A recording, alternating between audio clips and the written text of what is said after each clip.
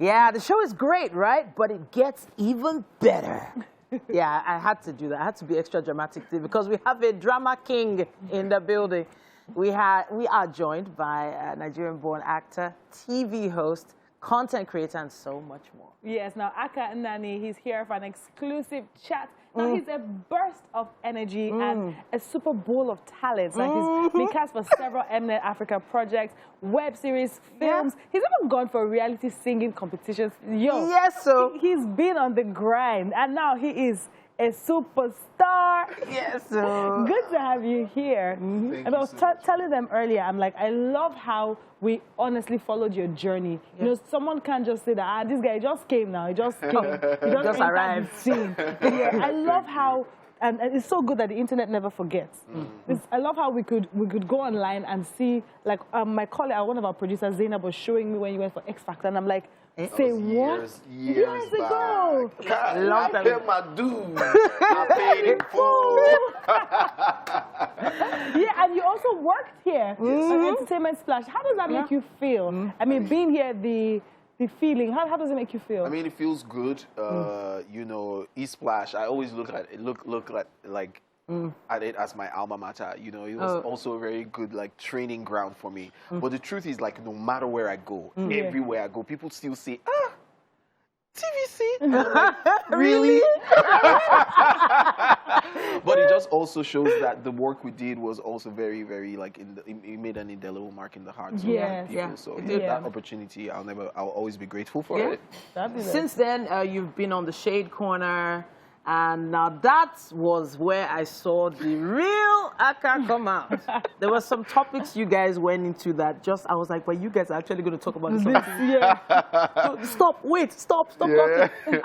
But how did it feel being on a show like that? I mean, Shade Corner is actually my baby. I created the show. Yeah. So I own the show with it. So Accelerate TV partnered with me to bring the show alive. So it was just really blessings of God, to be honest, to be blessed, like blessings on blessings on blessings. You know, to have the madam of the show, of the network, just say, Akah, we want to do this with you. And for me, that was just a blessing. And then being on the show, having it run for so many years, I don't think Accelerate TV has reruns of shows as much as they've had with Shade Corner. It's the only show that is on repeat every year. And people are always asking, yeah, next season. And I'm like, we just finished this last season. So Akah's now a daddy. He's a daddy. Before we even talk about being a daddy, I want to talk about being a husband in the entertainment industry. Like, I like to talk about money. Like, how did you get say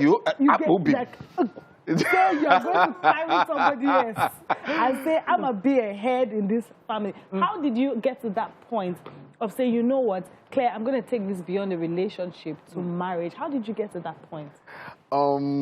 Hey, this question is deep, because you did the industry now. Of course. So I mean, this was 2018. Yeah, when I said I was going to get married. I had been dating her for 4 years. Yeah. And I was just like, you know what? I saw that she was already planning Canada. Wanted to send a ID. I was just like, what? So I just knew it was time for me to put a ring on it. But at the day that I put a ring on it, when I decided to actually say, you know what, I'm going to propose to this girl, I only had 60,000 in my account. And our wedding, because there was no time, there was no need to now waste time again. I was like, wedding date 3 months from now. There was only 60K in my account. Wow. You know, and but somehow I just felt like God had never failed me in my life. Like I've never, leaving my day job, getting a gig here, and then my journey in the entertainment industry. I just felt like, you know what, the same God that has never let me fall down will also, sort this out. So I was just like, Baba, now your hand where I do. Me, my wife, and my children to come now your hand, and God has been faithful, man. Like, see my skin now. We they glow. So yeah, just better opportunities, better work done, better recognition and respect in my industry. Yeah. So I'm one of the actors that I'm not everywhere. Yeah, I can count how many movies also. But no matter what I do, I will always, even if it's one scene, you will remember Akah was here. And I will get my money. Like, I would tell you, see, when I proposed, I was like, if I know if I know they make money from this acting, I know they do. Okay. So if other actors are charging this, my own, please pay me my own. And because they appreciate work and art, so they will pay me. I actually have to appreciate a particular role you just played, Mario, in Omo Ghetto. Like, hello. Like, where did that guy come from? That's a character that's kind of out of place in a society like this. It's a blend of so many things. So you get the average guy who's maybe stoned on something in local parlance. But you never get him all tush and also being a tech guy. So talk to us about that character. I mean, first of all, big shout out to Funke Akindele. She's always like on my back with giving me gigs and all of that. So sometimes she's just like, who can play this character? She'll be like, call Akah. And it's, you know, for her show In the Street, with her show Jenifa's Diary, she gave me a gay character. And then when it came to this one, she was like, who play this one? Who play? Call Akah. So when it got to be at the show, like, Akah, this role I'm giving you is going to be a banging character. So I read the script and I was like, ooh, you know. But to be honest, like all the DMs, all the messages, all the calls I got when I later saw the movie, because actually the movie premiere was the same day my baby was born. So I couldn't make the premiere. So I literally sent a message, I'm sorry, I can't make it, you know. When I got to later see the film, I was like, what? Why are people shouting? What did I do in this film? But everybody, like from my co-actors to the audience to the, even the cinema, Film One sent me a message. They were like, wow, fabulous. They were like, real good work, you know, the directors. And I'm just like, wow. I didn't see it, but thank God.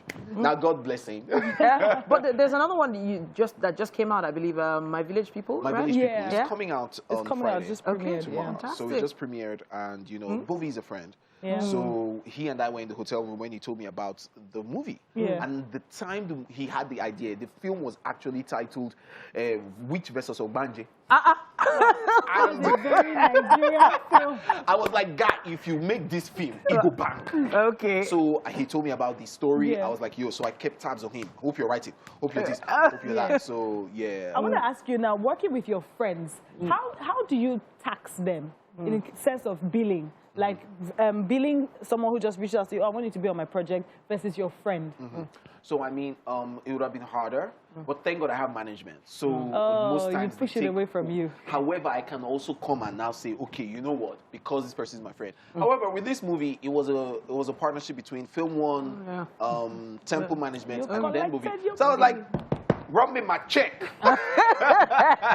Okay, I'm glad. I'm so glad. And it feels like there's so many other great projects coming your way. And it's a nice way to throw back to X Factor. We'll have a clip. No, we have to show this clip. We have to show it. You finished work. Let's show you back in the day. Yes. What's your name, sir? My name is Akah, Nnani. And you're here for? I'm here to win the X Factor show. I like that. Whether na 1 naira, whether na 1 million.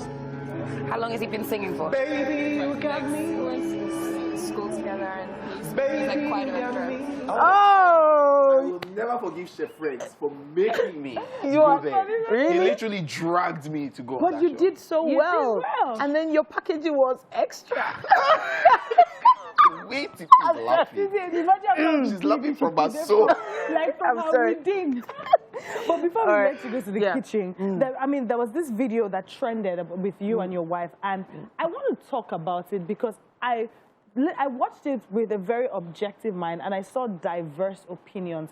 And I want you to touch on parenting before you move, on how you've transitioned from being a cool guy to a husband to being a dad, and your active decision to be present in your daughter's life. Yeah, let's talk about that.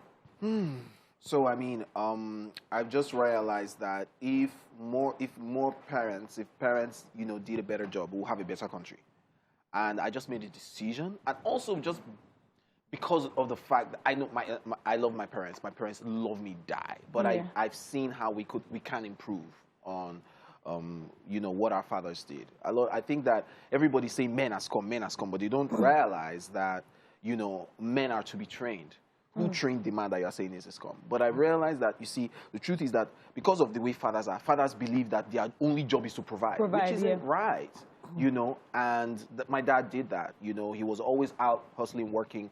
But the truth is that men didn't teach their sons how to think about women, how to respect women. Men didn't teach their sons how to, you know, value family, how to show love and care. I think there's this rapper, Wale, he was talking about how, because he has Nigerian parents, he has a daughter now, and he doesn't have the emotional capacity to show love and tenderness to this girl that needs it. And it's something that he wants to. He feels that love. I have no doubt that Nigerian parents, our older parents, feel that love, but they don't know how to show. Like, have you seen the video of a girl who told her daddy, "Daddy, I love you"? They might say, "Oh, Daddy, I love you." It was so awkward, and I was just like, that shouldn't be right. We should have emotionally balanced children. And amen to that. Amen to that. We have to wrap it up here, though, because the food is waiting. Please. You drove all this way. You gotta eat, and our chef has been hard at work.